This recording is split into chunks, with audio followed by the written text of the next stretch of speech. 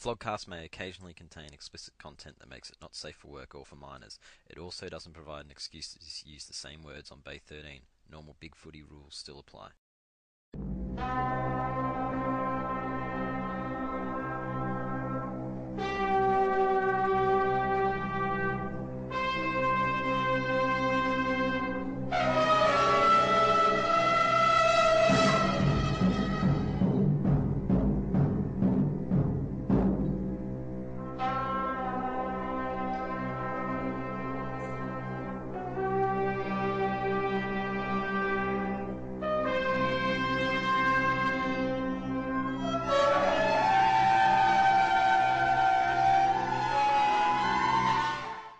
Welcome to the Flogcast. I'm Paddles, and I'm joined by Dan, Hello. Ant, G'day. and on the edge of glory, we have Fyfie.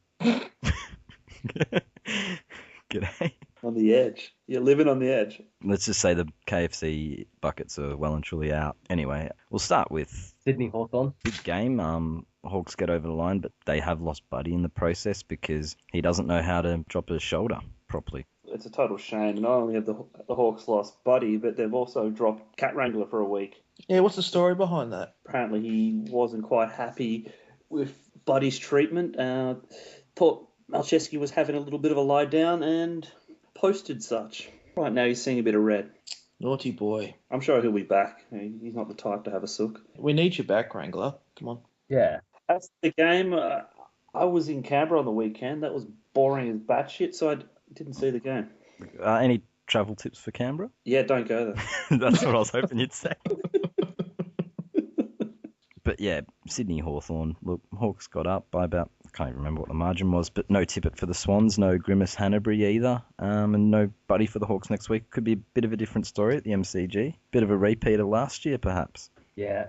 It was pretty much a nothing game at the end. We should talk about the next game, and that's St Kilda Fremantle. Yeah, well, Ross Lyon rested all of his stars. And yeah, so he let St Kilda have a nice send-off. Hell, he let Cozzy have 4 shots on goal. That's how poorly they were taking that game. Yeah, I watched bits of that game, and really, Cozzy's career ended fittingly, I reckon. I mean, he kicked, 0-4? Couldn't even kick one goal. I mean, even from all the charity passes he got from his teammates. The best thing about that game is, though, I'm just looking at the stats now. St Kilda got the moral victory.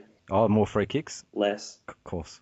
Actually, but the funny thing is, I was watching, obviously watching the Lions game at the Lions Club, and there's like so many TVs, and one of them had the St Kilda game, and I was obviously watching the Lions game, but I saw St Kilda fans celebrating, and the score was like 103 to something. Then the next minute it was 98 to something on the screen. It was incredibly fitting that Cozzy's last game, he has a shot on goal that looks like it goes through. They all celebrate like it's gone through.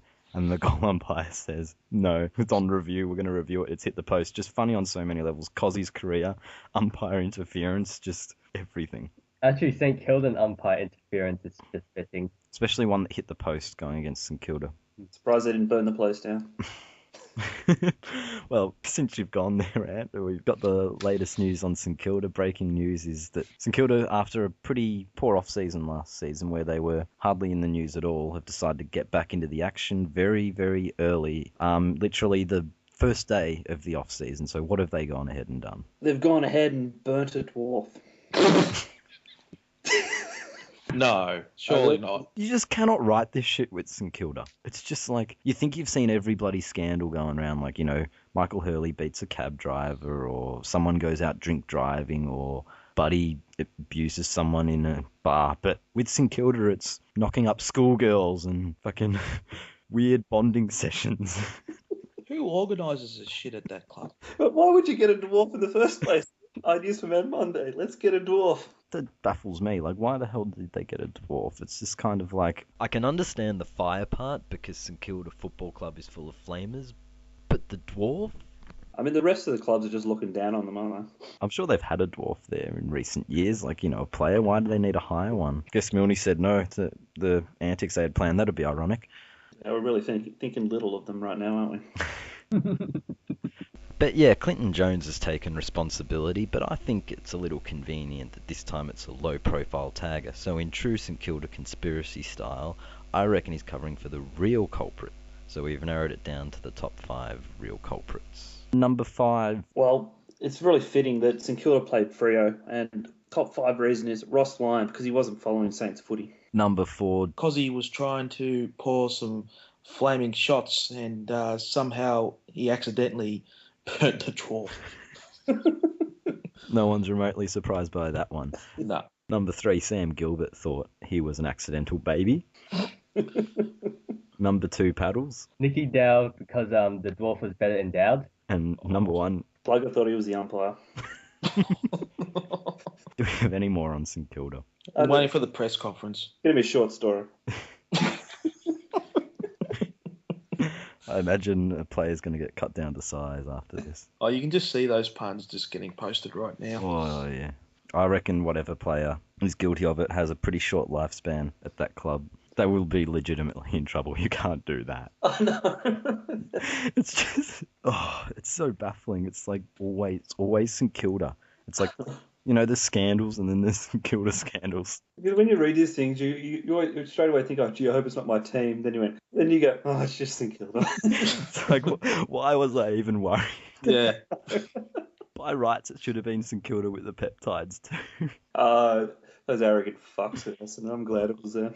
Yeah, no, that's true. That is a very Essendon thing to do. Well, we won't get caught, Everyone blames Carlton for the cheating, but they've been so upfront about it all through history. Essendon are kind of like those smug ones that think, oh, yeah, we'll cheat, and, there'll always be Carlton who are worse than us. We'll be okay. Carlton didn't do it this time. Yeah, I don't think anyone's scared of Carlton anymore. Yeah, I'm a little bit scared this week.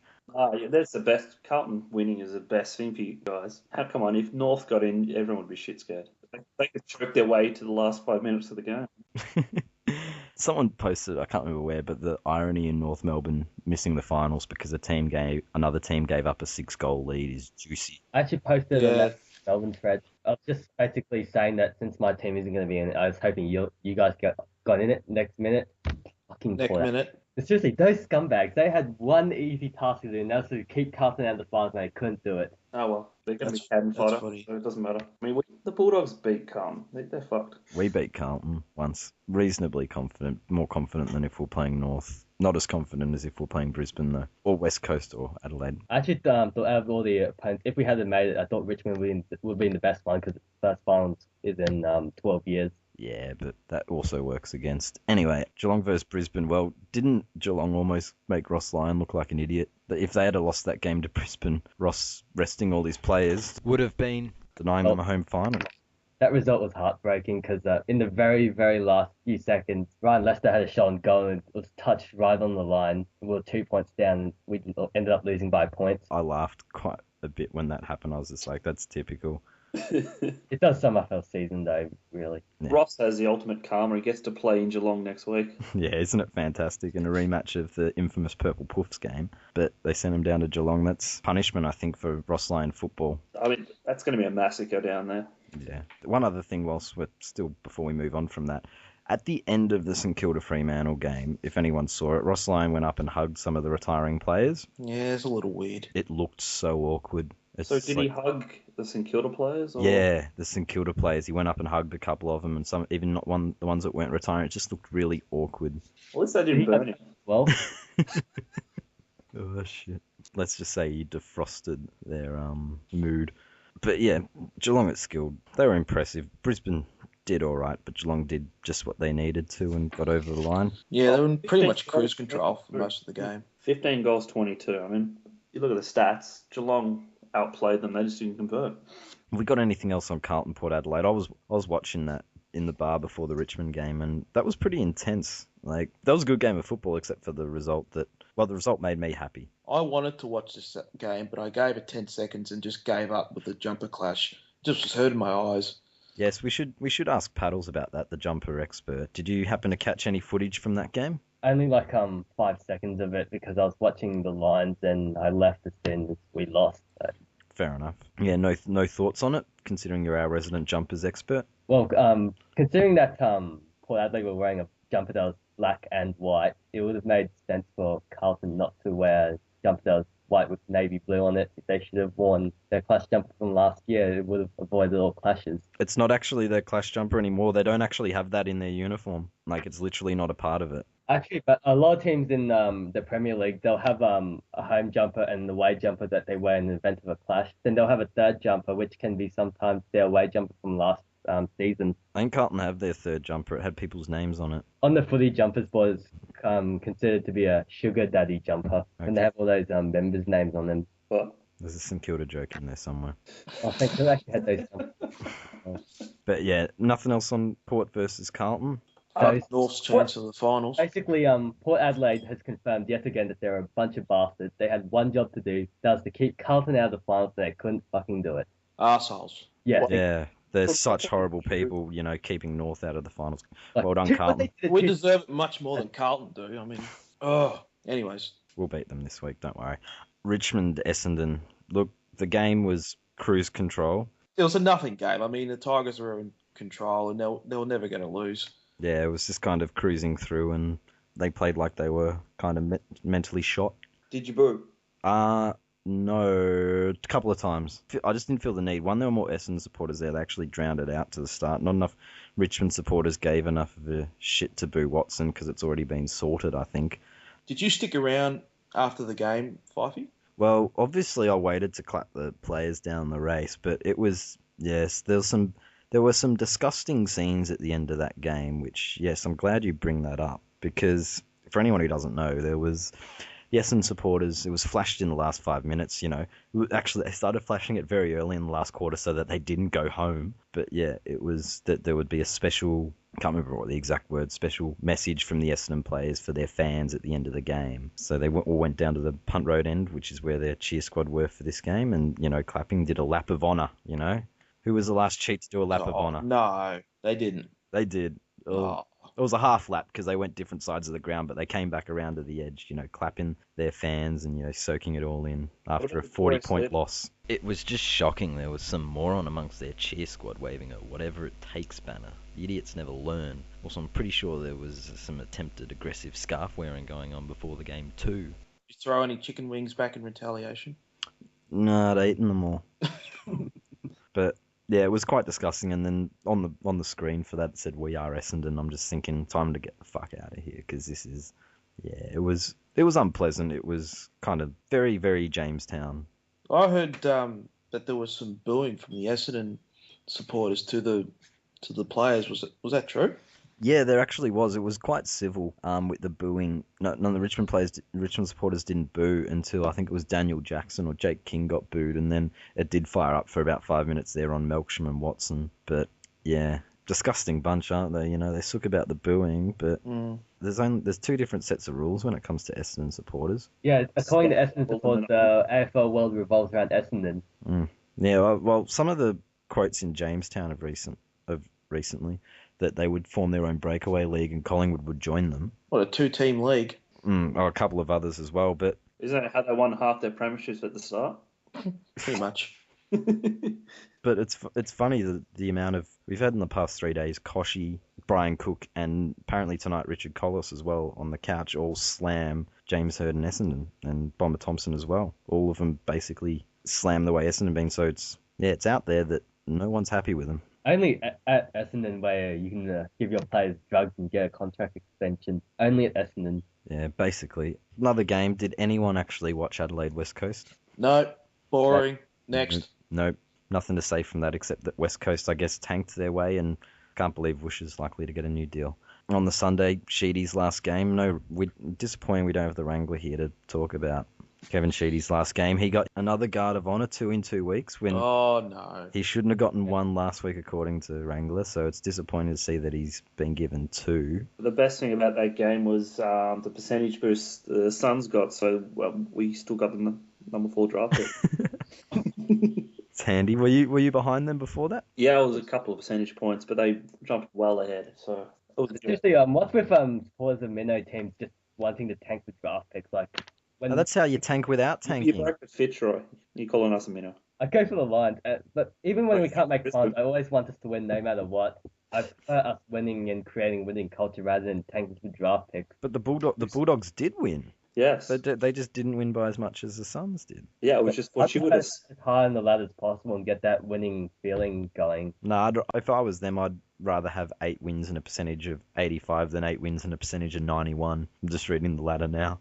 Let's put it this way. Western Bulldogs finished 4.5% behind Brisbane. And we were the third youngest team out there this season. Not bad. And, only 2 games behind. And if they'd have beaten you a week ago, they would have finished ahead of you. But, yeah, that was Gold Coast. I also have to note that Gary Ablett went 20-3 in the first half of that game. Bet Lee Matthews has never done that. You reckon he's got the Brownlow sewn up? He'd have to. I just hope Grimace Hanbury doesn't win it, because he might, when he bends down to have the medal put over his head, he might grimace. That would be just a joke. Some betting agencies have already paid out on Ablett winning the Brownlow. Oh, I remember some of them paid out on Chris Judd winning the Brownlow in 2011. Yeah, that was on the back of the year when he didn't deserve to win it. 3 votes, 3 votes, 3 votes. Took the words out of my mouth there, man. Collingwood versus North. I saw a bit of this on the TV. It was really annoying because I was in Canberra, got back to the hotel room, and awesome, we got Foxtel. I went to the Channel 7, it had Kangaroos, Collingwood, then I went to Foxtel. I had fucking Collingwood Kangaroo. Okay. Yeah. It didn't work, did it? Yeah. Rubber. Yeah, all the Sunday games were pretty much dead rubber games. I was happy to see a competitive North side because sometimes you're thinking players are thinking of Mad Monday and setting midgets on fire. But yeah, I was happy with the effort and sort of left with a hollow feeling of not making the finals. But that's footy. Yeah, but I saw the second half of that. It was a pretty good game in the end, especially for dead rubber. It looked like a pretty good as well. One of my favourite part of that game, obviously apart from Collingwood getting done, was 2 things. North kept Travis Cloke from the Coleman. Yeah, fantastic. God, it looked like he was going to win it at half time. I mean, we had Michael Ferretto on him, and he was just getting slaughtered. It was Brad tanking, and the other thing was Goldstein on half time when Lindsay Thomas gave him the handball and he missed it. You could just see it on the clock. It's like he's going to run out of time. He's going to run out of time. I was actually celebrating because obviously I can't see that I was at the game, but I'm thinking, yeah, great goal. I was like, oh no. And then Collins supporters are laughing at me. Siren as well, which I thought was pretty funny. Yeah, it just summed up North Melbourne's season, really. Except that you won this game on... Yeah, we didn't choke. Yeah, didn't hurt you. The last game of the round was Bulldogs versus Melbourne. Well, I have to say, the only part of the game I've seen so far is the fight on YouTube, so I thought I might comment on that. I didn't see the fight. How was the fight? How's Melbourne getting into a fight? Well, interesting. I've got a theory on why Jack Watts kicked 4 goals. Now, one part of the fight, Will Minson's shirt gets ripped off, and he is shirtless. Second half, Jack Watts kicked some goals. I mean, I'm going to put it out there. You draw the line yourself. Did he intercept the jumper? I think he was quite aroused. He intercepted the boner. What? Anyway, look, all I can take out of that was we played 1 quarter of football, kicked 9 goals, and that was it. Bit dirty, Lachlan Hunter didn't get a rising star. 2 goals, 22 possessions as an 18-year-old.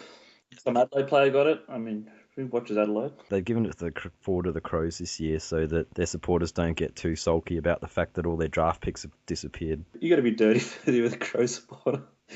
You put a guy on a cooking show or whatever ad. An ad for a football pie, and then Essendon bloody turn their players into lab rats and guinea pigs. You get them on a ring and they were scratching their heads going, you mean all you had to do was say no? Yeah, and they get basically a similar punishment. Worse.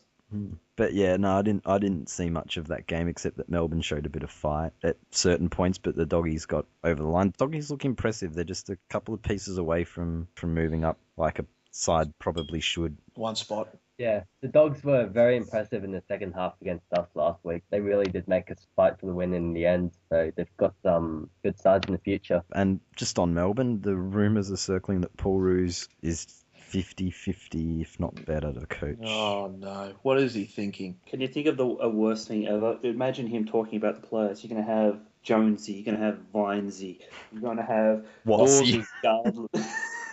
That great utility, Salzy. If he is serious, I mean, if he really values his reputation and his coaching career, he will not take this job. I mean, all the money in the world still wouldn't be worth it being associated with Melbourne FC. It sounds like they've literally driven a truck of money up to his house. Well, you can't polish a turd. I mean, Well, that's the thing. This sounds like a Malcolm Blight situation. How long did he last at St Kilda? 12 weeks. About as long as Neild lasted this year. There have been scandals that have lasted longer than that at St Kilda. But yeah, that's basically what it is. It's like Ruse goes for the money like Blight did, and this is what we end up with. He would coach from the golf course, like.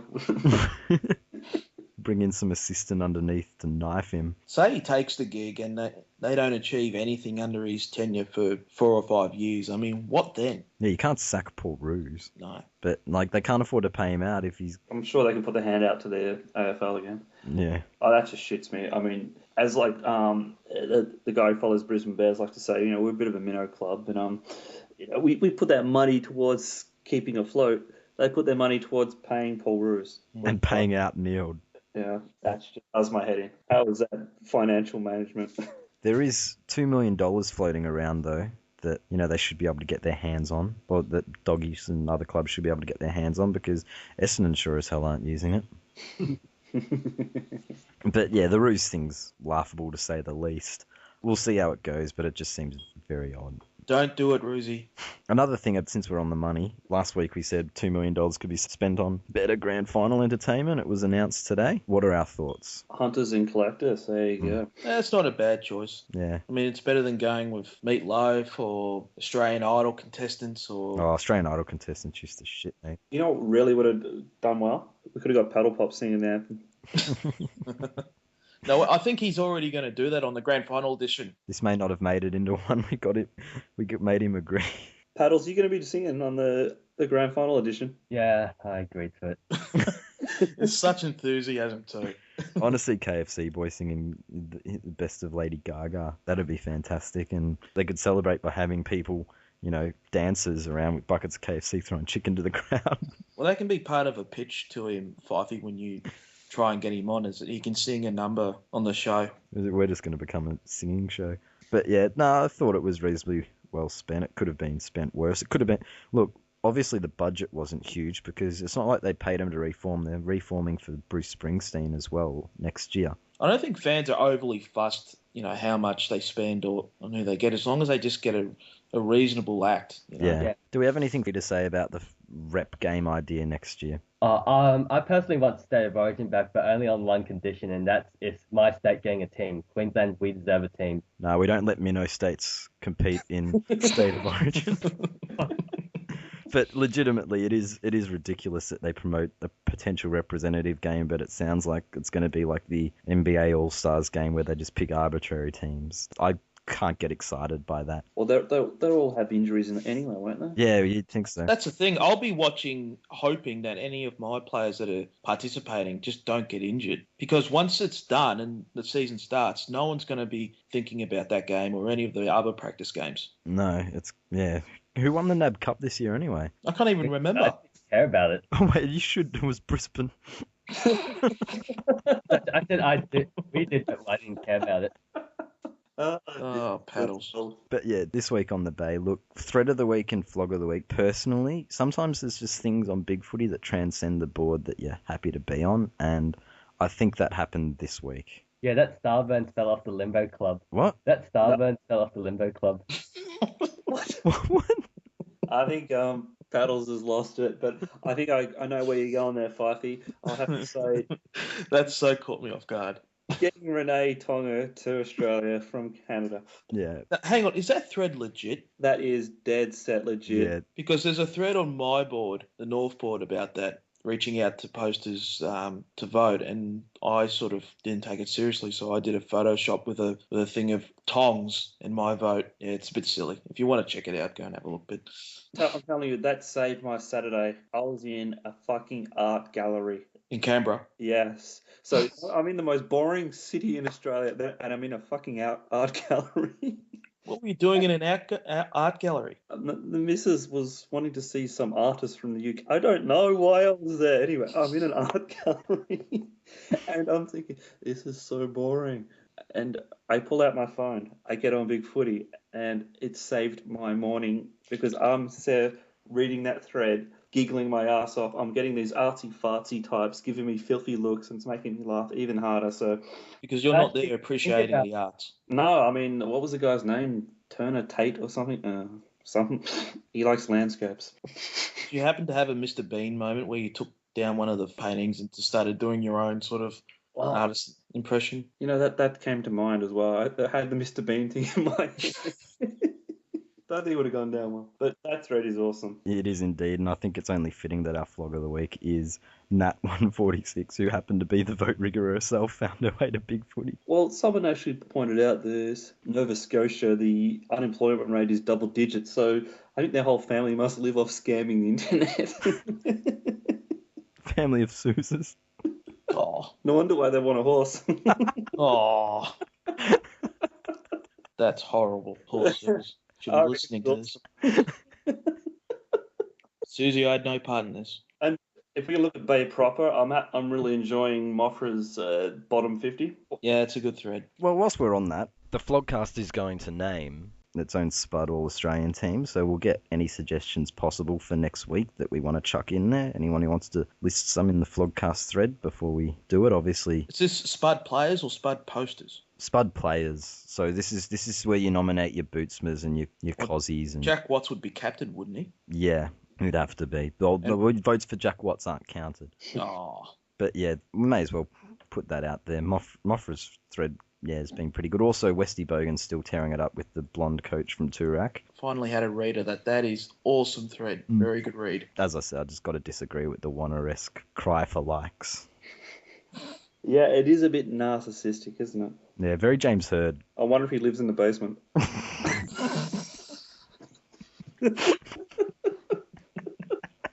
But yeah, last week's poll question was, will James Hird return as coach of Essendon? Yes, 7%, no, 10%, 20% said G-Banger Tanya, 23% said who cares, the sanctions were awesome, quotation marks, as Suze would say, and 40% said Jack Watts as player coach. He's obviously threatened by Roosie, that's why he's getting into the job. But yeah, moving on to next week, we've got big games, grand final rematch, we get to see some Sydney Hawthorn again. I think Sydney will win. They've just got a habit of winning when it counts, and Hawthorn have a habit of losing when it counts. Or is it the other way around? No, it's that way around. Yeah, I think Hawthorn are the team to beat. They're the best side this year, and they've proven that they can play without Buddy. So I think they'll win and win comfortably. But Dan, can they play without the Cat Wrangler? Well, yeah, that's an interesting question. I reckon Cat Wrangler is going to bop up quicker than Malcheski. But yeah, I think that Hawthorn are a better side than last year. They're much improved. They're dominant. They're ready to win this flag, and yeah, they're more motivated. And I think if they don't win this, especially if they say get Geelong in the grand final and fuck that up, Shep is just about ready to melt. Actually, if Geelong beat Hawthorn in the grand final, it would be interesting to see what excuses Hawthorn supporters make, because we all know they make excuses when they lose. They can't acknowledge they get beaten by a better team. That's just my point about Shep. He's nearly at that point of saying the best premiership team ever minus 10 points. He's nearly at that again, 10 points away from being the best premiership team ever. It's just like, that's his level of confidence right now. And I reckon there's a few other Hawthorn supporters in the same boat. It will be good to see. Moving on. Yeah, the rematch of the Purple Poofs game now down at Skilled. We did discuss this briefly, but I don't think we really gave tips, did we? Well, Geelong are going to kill them down there. I don't see Freo getting out of there alive. No. And all loose. It is Geelong. Yeah, Cats are easily at shithole stadium. And as statistically has been proven, the crime rate rises in Geelong when they win a game, and just, you know, if they win that one down there, so in Geelong, I think they'll celebrate extra hard, and they'll be looting and, you know, setting fire to Hayden Ballantyne. I just hope that if Geelong lose and Collingwood win, I hope next week it'll be at Cardinia Park as well. But again, the AFL won't do that to Collingwood since they're so in love with them. No, they won't. I think you got more chance of St Kilda burning a dwarf than Collingwood. Oh, shit. So we're all back in the Cats to destroy them. Yeah. Right, well, hopefully Poitercat turns up, makes an appearance. Yeah, I don't think he'll need that European holiday. No, or with no internet. You know, they don't have internet in the Alps. It's here we only don't have internet on public holidays. Battle of the Prison Bars. Yeah, Collingwood versus Port. This one's got a bit of heat to it. Port are the South Australian Collingwood without the supporter base. Port Adelaide have nothing to lose. I love it if they just go the knuckle. Mm. Those bastards couldn't keep Carlton out of the final. They better knock out Collingwood. Seriously, they owe us something. Okay, I now want Collingwood to win just to hear Paddles rant. I got to be honest, the more I hear Buckley talk, the more impressive I find him. Eddie McGuire is having a massive wank over the whole waffle fixturing, the rugby, and how it's going to affect Collingwood and blah, blah, blah. Every time Eddie comes out with a stupid statement, Buckley actually just kind of pours cold water on it. It's like, Eddie must feel so unloved every time Bucks shoots him down. Yeah, I think Collingwood will win. It would be lovely to see Port Adelaide win that, but I think they've got a few out. His Hartlett's still injured, I believe. And Collingwood are the smoky. I thought this last year about Geelong. If a team's ever going to win it from outside the top four, it's going to be Collingwood. Taking my 800% confidence hat off, I think it's Collingwood who does it. But I thought that of Geelong last year. Someone's going to buck the trend eventually. Someone from the outside the four will make it to the grand final and salute. Yeah, just have that purple patch where they just string four together and they work out how to prepare for it, get the right opponents. It won't be Carlton, who are playing Richmond this week. No, it won't be Carlton because 800% confidence hat back on. We're going to win this by 10 goals. Well, really, this is a win-win for Bay 13 because It really is. if Carlton lose, that's awesome. If Richmond lose, we're all on the Richmond board. It does have a bit of romance about it. I mean, the team that finished ninth, potentially beating Richmond, who finally made it back into the finals. But seriously though, hopefully Magic number as well, 9th. Mm. Imagine having the 9th place team beat Richmond in the finals. Wouldn't that just be... That's what he just said. Did I? That's what Dan just said. Where'd you listen? Any ins and outs there on your team, Fyfie? Well, Chris Newman's coming in. Oh, we've cursed him. Nah, he's apparently was right to play this week, but they kept him on ice because it would just be too much of a risk for him to get injured. It's kind of like the trump card Newman plays, and they might fire up. Hasn't he played like for a decade and hasn't played in the final? Yeah, his first year was 2001, but he was a first-year player drafted reasonably low, so he didn't get a game in the finals because we actually had a reasonable side that year. So yeah, he's been waiting and he'll play. The one that's a bit iffy to play out of the experienced brigade is Tuck. So Revolt will come in, Shane Edwards will come in, Newman will come in. I don't see any other ins from last week unless someone gets injured. So Carlton have to rely on Waite having his one game for the year in a final. Yeah. I just hope Malthouse has another brain fade and picks Bootsma. There was a guy on the Bulldogs sport who pointed him out as a mouth breather. Who? Bootsma. He looked up this, he quoted this something on the internet where he knows Bootsma always has his mouth open constantly, and it's a symptom of, as a child, not breathing properly. What? Bootsma is a mouth breather. That's sad. I'll link it to you guys later. Which part of the forum did you see that? It was on the dog sport after the game. Some guy who knows some about medical shit pointed it out, and then he linked us to something about all these kids with these deformed jaws, and they look just like Bootsma. So he's got like a numb jaw or something. He can't close his mouth. I think if you breathe too much out of your mouth as a child, your jaw doesn't form properly and your tongue doesn't sit properly, and you have this long jaw and you always have your mouth open. You reckon that's the reason why he can't play football? No, it's just funny. But yeah, it should be a good game. I'm a little bit worried, but mostly confident that they'll get this done just by virtue of the fact we've played pretty well all year in most games, minus 2 or 3 where we've been quite bad. All the other losses have been competitive, and the wins have been solid. Well, really, this is Richmond's game to lose. Yeah, it is. A lot will be revealed by this game, I think. And look, let's put it this way. If Richmond get done, you can guarantee the cameras are going to find the KFC boy. Oh, This will be the finals edition. I wonder if he steps up for finals. If Richmond lose, they'll be burning dwarfs down at Punt Road. No. We'll be microwaving. Like gremlins. We're horrible people. Alright, so this was the Flogcast for first week of finals, the elimination qualifying final week. Fyfie joined by Ant. See you later, guys. Dan. Wrangler, please come back. And Paddles. bye. Yep, I got to do a poo. Whoa. Who's this? So if you've made it this far without turning off in disgust, well done and thanks for listening.